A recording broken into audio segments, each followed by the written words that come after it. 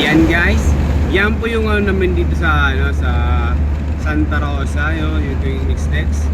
Yan po yung stage na ginagawa ng kalsada para lumawak yung dadaan ng mga sasakyan. Yan.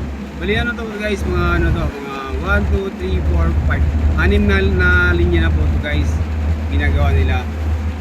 Bali anim na linya. Yan, kapila kasama pa yon sa linya. Ay sobrang lawak na ng kalsada sa sticks ng Santa Rosa papuntang Karambayo. Ang ganda po yung niribignihan ng sticks. Sobrang dami kasing sasakyan na sa Pilipinas, kaya po ginagawa niya ngayon.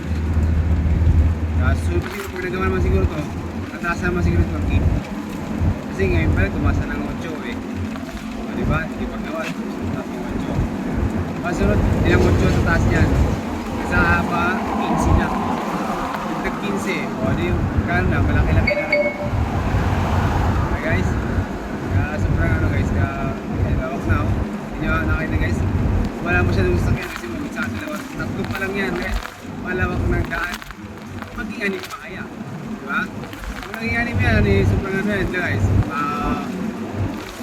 Takbo mo ito mga isagat mo yung speedometer mo na 140 ka, 140, 160, 160 mo na. Yung lumilipat-lipat ng bubong. Kaya yan guys, sobrang bilis.